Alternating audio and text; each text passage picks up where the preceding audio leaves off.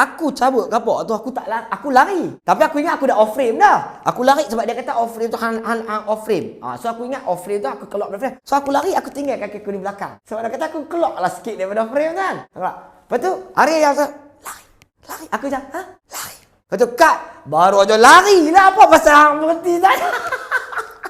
Tak tahu tu sorry hari aku tak tahu bila lari. Tapi yang seronoknya kapok tu dah tercabut pada muka. Kapok tu kena bawa balik. Aduh. Waktu tu aku rasa bersalah dengan semua orang. Aku cakap, kesian kat orang beka. Aduh, semua orang kena tunggu aku pula dah. Benda kena lari saja aku pergi tinggal kaki. Tu antara pengalaman tuan-tuan. Aku tak pernah berlakon. Weh, Amirul Afendi seorang manusia yang bagi aku dia seorang yang sahabat dan juga seorang kawan yang hebat. Sebab apa? Waktu mula-mula aku kenal dia, aku rasa dia boleh melihat ketakutan di mata kecil aku. Cewa. Dia tulis novel lah. Dia mungkin rasa aku berada di tempat yang asing kan. Dia ni sesat jalan ke apa kan. Nasib baik dia ada daripada awal baca skrip tu sampailah kelas tu. Amirul Afendi ada sampai hari ni. Yang mana dia menjadi seorang sahabat. Dia tak pernah pun jadi seorang superstar ke. Jadi seorang orang rasa dia terror ke apa, tak ada. Dia menjadi seorang sahabat. Waktu mula-mula aku kenal Amirul Afendi tu, dia memang seorang yang friendly lah. Tapi apa yang powernya dekat luar ni, dia memang friendly. Dia macam orang yang memang tak ada rasa dia dahsyat apa, dia memang orang yang baik. Tapi the moment dia membawa watak tuan-tuan, dia boleh berada di dunia dia sendiri. Dia boleh tahu apa nak buat waktu tu yang berlain dengan apa yang kita akan fikir. Jadi aku memang kagum. Aku cakap, tadi dia dia ni tak ada suruh buat pun. Tapi benda tu kena pada benda tu macam betul-betul kena lah. Baru aku faham macam, makna kata pelakon yang hebat ni, dia tak perlu nak bagi tahu dia hebat. Tapi the moment orang kata aksi. Aksi tu kat Melayu lah. Action saja. Dia terus boleh menjiwai watak dan juga karakter tu. So bila aku jumpa Amirul Afendi, dia banyak ajak aku lah. Macam aku tak tahu. Rupanya dalam ada scene berlawan kan. Ada scene berlawan tu, aku lawan macam biasa aku boleh lawan lah. Tapi dia kata aku tak boleh macam tu. Sebab hang kena buka lebih besar. Hang kena buat apa-apa macam tikam ke apa tu. Hang kena buka lebih besar supaya benda tu nampak lebih macam dramatik. Sebab dalam kamera dia akan nampak cantik. Tapi kalau betul-betul hang kuncup yang macam nak bunuh betul apa semua, dia tak jadi macam mana yang sebenar lah. Tapi Amirul ajak aku banyak benda. Amirul share dengan aku banyak lah, framing composition ke, story composition ke, macam mana nak faham watak ke. Mirul adalah orang yang berada di lapangan lah, yang kira jadi peneman dengan aku dalam cerita tu. Tapi sebelum aku pergi ke dunia lakonan ni, aku dilatih oleh dua orang. Satu adalah Abang Amy. Abang Amy ni dia latih aku untuk lawan. So lawan ni aku memang boleh lawan lah, tapi lawan ni tak boleh bagi pukul betul. Sampai ada video yang aku lawan dengan waktu tu kami training, aku terpukul Ali betul-betul. Berdarah hidung dia. Aduh, time tu aku cakap aduh. Jadi aku rasa bersalah yang amat sangat Jadi aku berlatih berlawan macam mana nak pukul, macam mana nak buat kena, macam mana nak lompat, macam mana nak guling, macam mana nak stun, macam mana nak. Jadi kami ada training tu. Jadi aku ditraining oleh Abang Amy. Kalau nak tahu Abang Amy mana? Abang Amy ni jadi salah seorang penjahat dalam cerita Mak Kilau. Dia seorang penjahat yang ganas juga. Dia pun sama juga macam saya, yang tak bercakap juga sama. So mana kata ganas tu. Dia tok guru saya tu, tok guru saya lawan. So dia ajak saya macam mana nak guling lah, stun lah, tunggu terbalik lah, apalah. Seronok. Lepas tu lakonan. Ada seorang orang juga yang saya hormati, nama dia Abang Wan. Abang Wan daripada Revolution Stage.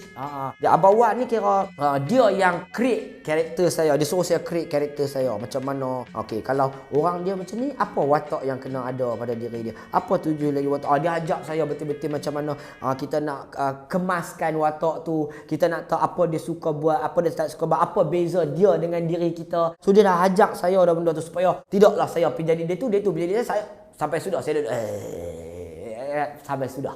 Bagi aku lah makna, untuk semua cast yang ada dalam Panglima Awang ni, aku amat-amatlah bersyukur. Sebab apa? Takkan mungkin aku yang sekecil dan hina ni ada peluang untuk berlakon dengan orang yang hebat ni. Contoh, orang yang hebat lagi, Ayah Wan Hanafisu, Abang Namron, Allahu Akbar. Ni semua orang hebat ni dalam berlakon ni yang tak pernah loket share ilmu kat saya. Selain tu saya ada Andy dengan saya ada Ali Karimi, Wazin, lagi ada Fatah Amin. Ini semua orang-orang yang yang betul-betul tak pernah pun rasa macam saya ni tak tahu berlakon menyemak di tempat ni. Tak. Depa betul-betul rasa macam kita sama-sama berlakon kan. Jadi macam hang kena kalau kami okey hang pun kena okey. So benda tu best. Dan bukan saja pelakon ni saja Mat. Mungkin orang tak nampak tapi dia ada orang-orang hebat di luar daripada pelakon ni. Contoh orang make up. Orang make up lah yang paling baik dengan aku ni.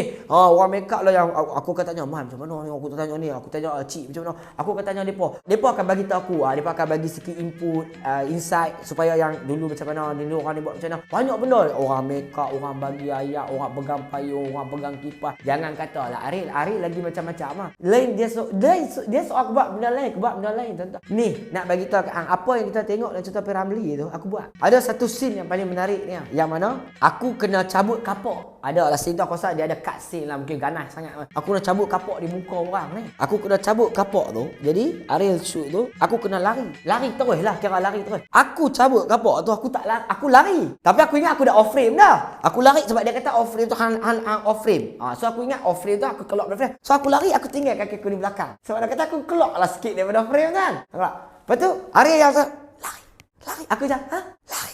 Lepas tu cut. Baru aja lari lah, apa pasal hang berhenti tadi. Tak tahu tu sorry aku tak tahu kena lari.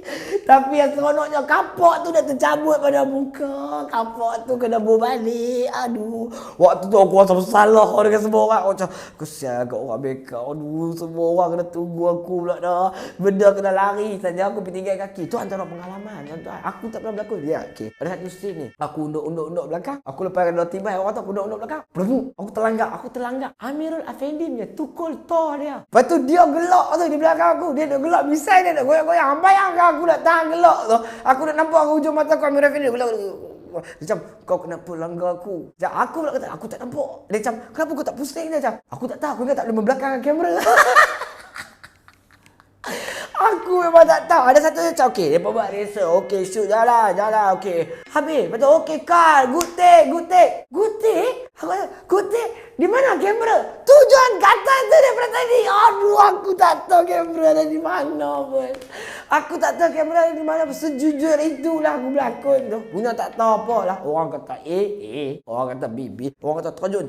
Apa jadi aku buat tu. Tapi seronok lah. Antara lagi orang yang ada dengan aku. Kita tak lupa orang muda. Nadir ni pun antara best friend aku lah juga. Dia pun sebagai seorang pelakon yang sedang meningkat naik ni. Banyak benda dia share dengan aku. Benda-benda yang dia tahu apa benda semua. Dia sebagai tahir dalam cerita ni. Dan antara salah satu orang lagi yang aku sempat berlakon dengan dia. Aku rasa besar hati lah ialah Ibu Dian P.Ramlee. Aku ada satu scene dengan Ibu Dian. Waktu Ibu Dian P.Ramlee kena rodok tu. Dia ada satu benda yang lawak lah. Jadi sebab apa? Dalam pertarungan tu aku yang kira terbabit yang bunuh semua tu. Ada satu scene tu macam mana tak tahu. Nadia akan pukul aku. Bila keadaan tu kucak kacir, aku tak tahu nak buat apa. Aku off frame lah. Sebab aku macam kena pukul. Aku keluar daripada frame. Lepas tu bila ada tanya kat aku, dia macam, John, tadi hang jatuh tak mana? Waktu Waktu tengah bergaduh ni. Aku tahu. Aku kira off frame lah ni. Aku kira kena tendang. Lepas tu aku kira keluar tu lah. Dia macam, wah, senang betul. Hampir jatuh tu meja tu. So waktu tu dia P.Ramlee tengah nak kena mati tu. Dia nak tengok aku. Mesti dia macam, dia ni betul-betul musibah. Dia tak pandai berlakon. Dia tak tahu. Dia takut. Lepas tu dia kata kat Ariel, kau bagi ni lebih-lebih sikit. Aku tak tahu. Aku dah takut dah. Kata macam mana dah. So waktu tu pertama kali aku ada scene yang berlawan lah. Yang betul-betul kena aku lawan kan. Yang betul-betul kena bertumbuk dengan tahi. Tuan-tuan, bertumbuk dengan tahi. Saya ni di hari biasa duduk ada di tinggi bau tahi saja. Tinggi Nadir Nasar. Tinggi bau Nadir Nasar lah. Tapi lawan tu tak lawan. Tak kira pendek tinggi. Tak lawan, kita mesti lawan. Itulah sedikit sebanyak pengalaman berlakon dalam cerita ni. Dalam cerita ni juga turut dibintangi oleh Wadi ini merupakan seorang pesilat lah. Yang pelakon dan juga pesilat tanah air kita. Dia memang hebat lah. Tapi ada insiden jadi dengan saya dengan Wadi time tu. Yang mana saya ada satu insiden yang saya kena belah muka rakyat jelata ni. Saya orang jahat. Takkanlah saya pakai badik tu buat tunjuk Quran pula. Tak. Jadi saya saya nak kena belah muka dia. Waktu tu ada satu scene saya nak pancang muka dia tu ya. Jadi saya terlalu agresif waktu tu.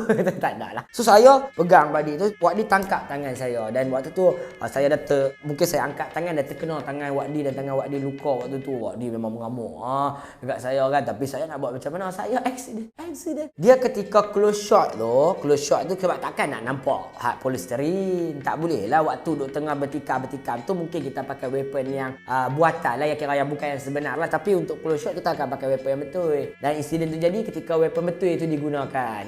Nak buat macam mana kan, kita darah pendekar ni dia jadi. Kesalahan berlaku, nak boleh buat macam mana kan. Dan kita itu adalah salah satu proses belajar saya. Belajar lah. Orang ni panggil macam ni, orang ni panggil macam ni, orang ni panggil macam ni, orang ni macam ni. Tak boleh lah kita nak panggil. Kalau kita nak simpan dendam ke, kita nak kita nak buat lebih-lebih ke, sebab kita tak akan belajar dengan benda tu. Kita tak akan tahu lebih lagi apabila kita meletakkan diri kita lagi tahu ke, lagi terror ke, lagi hebat. Tak boleh. Kita kena ada masa kita kena belajar sebab saya berada di satu tempat yang saya tak tahu. Bila ni saya tak kerti dan saya tak tahu. Saya tak boleh buat pandai-pandai. Saya tak boleh buat memang dah berlakon dalam 40 tahun dah tak boleh tuan-tuan, tak boleh. Biarlah saya kata saya memang seorang pelakon di pentas dunia. Tak sama dengan berlakon, memang tak sama.